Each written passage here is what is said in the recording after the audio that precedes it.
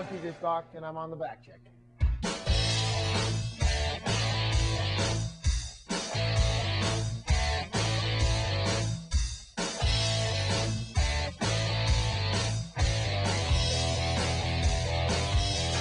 was here in Victoriaville, and I lived with a man who had a deer farm. And he had a deer farm, and I was the captain of the team that decided that we'd take to Victoriaville, and we're playing the game, and the ref calls a penalty on me, and I'm arguing with him. And, the ref kept yelling back at me, and he calls a 10 on me. And all of a sudden, he gets hit by something, and he goes back. And you see him fall back, and I get up, and another thing comes in, he comes and just misses me. And I have my helmet on, and I have a cage visor that goes down in here, and I look up, I don't see anything, I look down, and there were two deer hoofs that were on the ground, and I knew exactly where they were coming from. So I'm like, you know what, I got the penalty, I deserve it, I'm going to go to the box right now. And Monsieur et Madame Saint-Pierre, merci pour les bons temps. But they were chucking, the whole section brought deer hoofs, and they were all chucking at the ref. So, good times.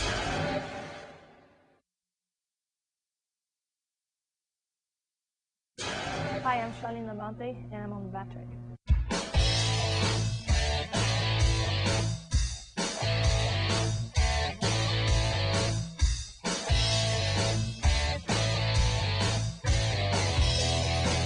It was the night before the final, and we just played the semifinal against, who was it against? The Finns, I think. And so we were going down to the cafeteria for a dinner, but we didn't have much to eat because we were just, I don't know, stomach sick, or just like, we're just so nervous about just knowing what's gonna happen the next day. Went back to our dorms, and I was rooming with Kanizer, and I couldn't stand still. And I'm usually really calm, but I was really nervous that night. It was about 8:30 at night, and I said, I'm sorry, like, I gotta leave. She's like, relax. I'm like, no, sorry, I gotta go, do something. So I took my jacket and I said, if Mel calls, just tell her to call my cell or something. So I went for my walk, and 5 minutes after I got a call from Wick saying, okay, Mel's waiting for you downstairs. So I started crying, and it's kind of embarrassing, but yeah, I started crying right away, just not knowing what was gonna happen. It was just like tons of emotion at the same time, and so I went there and I saw Mel wearing her t-shirt while it was snowing. So I knew that it would be like quite quick, and she just told me that she was very happy with my year, and that it was probably one of my best years, and they were just happy with my work. I was just waiting for the but, because usually when you get, good comments like that, there's always something bad coming up. But no, she just said, can you win the gold for us tomorrow? So just that comment really stuck out, and I started crying even more, and she started crying as well.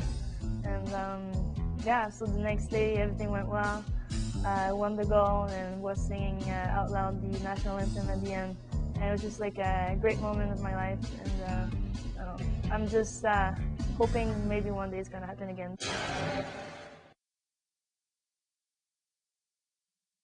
Hi, I'm Alan Nichols, Johnny Upton, captain of the Chiefs from Slapshot, and I'm on the BACKCHECK.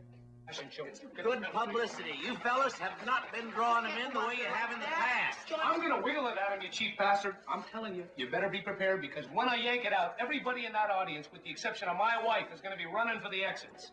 Ensemble number 8, as we watch Chiefs defenseman Johnny Upton, modeling number 8. Joe McGrath here, just checking on Dunlop.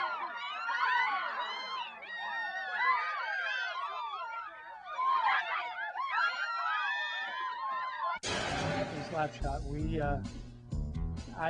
George Roy Hill chose to have me wear a helmet, and it was odd because I had never worn a helmet in my entire career playing hockey, and here I was, the only guy on the team with a helmet. It was that old Stan Mikita helmet. It was a great helmet, and so I wore it throughout the movie, and it was a lot of, it was fine.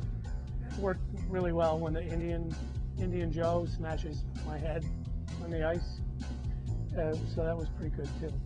So then we shot most of the movie in Johnstown, Pennsylvania. Then we moved to Syracuse for the final 4 weeks of the shooting, and the wardrobe guy and or the equipment guy comes up there and goes, "I can't find your helmet." And what do you mean you can't find my helmet? He says, "I don't know where it is." I said, "Well, I don't have it." And so they had to get another helmet, and they couldn't find a blue one, so they got a white helmet, and they painted it blue, and it was a CCM helmet. Didn't look at all like the other one. And I come to learn at the end of the movie, at the wrap party, that the Hansons, or in real life the Carltons, had stolen the helmet. And one of their many practical jokes that they had played throughout the course of the movie, some of which they would like.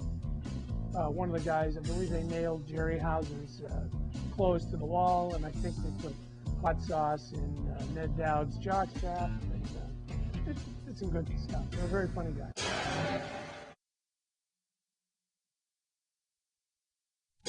Hi, I'm Tristan Island. I'm on the back check. I used to be on the forecheck.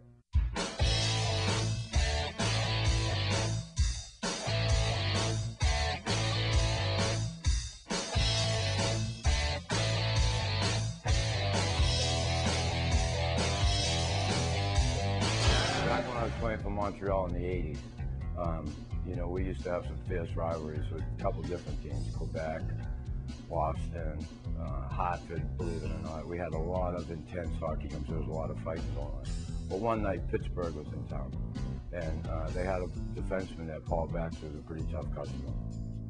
Well, I ran him in the corner. I was in on the forecheck, not on the back check for a change. And I ended up hitting him in the corner. When we came off the boards, I gave him a little slash in the back of the ankle, and he came back and gave me the stick in the eye and cut me open. After he cut me, I dropped my gloves and I went to go after him, and he turtled on me. So I was trying to get him and fight him. I ripped his helmet off. You know, we're just doing it. He's doing everything he can to stay away from me, and I'm trying to, you know, I want to rip his eyes out. So I'm bleeding, and the ref grabs me, and he wanted to bring me in right to the room. I said, no, I'll go to the penalty box first. I don't want to get stitches. I'll get stitched later. So I get in the penalty box, and Baxter's in the other one. And I'm sitting there, he's yelling at me, you know, I'll get you in the other eye, I'll give it to you. And I know, oh, yeah, okay. And I'm looking down, and at this time, he's going to get me in the other eye, and I'm just furious. And I look down, and I see a bucket of pucks, frozen pucks.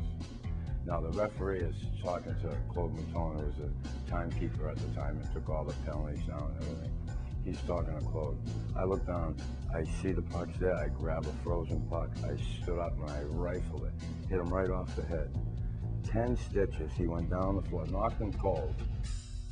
10 stitches, out like a light, they pick him up, I get thrown out of the game. I go in the locker room, now he's in getting stitched up, and I try and go after him in getting stitched up. Well, they had all this, I went in, I come flying through the door. The doctor just stopped. Oh, security came. They attacked me, brought me in the room.